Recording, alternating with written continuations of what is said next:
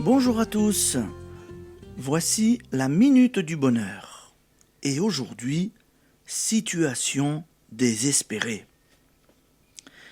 Nous sommes si fous que 9 fois sur 10 nous gâchons une affaire qui se présente bien par l'usage erroné que nous faisons de la force créatrice, de la pensée, de la parole.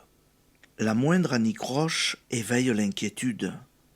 Nous nous hâtons de la formuler en mots, détruisant ainsi, pendant la nuit, ainsi que le faisait Pénélope, le bon travail fait dans la lumière. Admirez, en passant, la vérité que cache l'histoire de Pénélope. Dans l'obscurité d'un subconscient inquiet, nous anéantissons le fruit de nos efforts. L'inquiétude et le doute sont si bien enracinés dans le cœur humain que les personnes entraînées dans l'application des lois de la pensée créatrice en sont encore souvent victimes.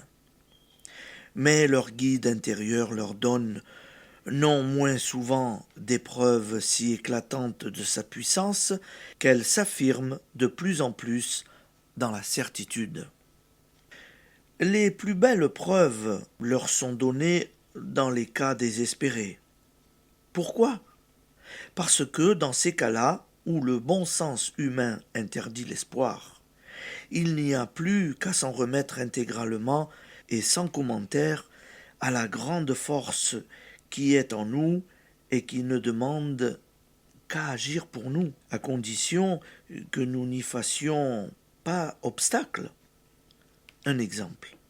Une femme avait l'ardent désir de faire rentrer son fils depuis 3 ans à l'étranger. Or, c'était peu après la fin de la guerre. Il était pratiquement impossible d'obtenir une place sur un bateau. Et de plus, elle n'avait pas de gros moyens. Des marches furent faites, toutes vaines. Son amour maternel fut le puissant levier de la réussite. Pas une seconde elle ne douta que quelque chose interviendrait. La date à laquelle ce voyage pouvait se réaliser arrivait à échéance lorsqu'une compagnie de pêche fit savoir qu'elle venait d'acheter un chalutier au Canada. Si le jeune garçon pouvait se rendre à Montréal, on l'amènerait en France gracieusement, ce qui fut fait. Ces choses-là semblent miraculeuses, mais ce que nous appelons miracle n'est que l'application de la loi, lorsque notre intellect n'élève pas de barrière. Application. Il n'y a pas de situation désespérée. Calmement, obstinément, maintenez intangible votre certitude de succès sur le plan de l'esprit.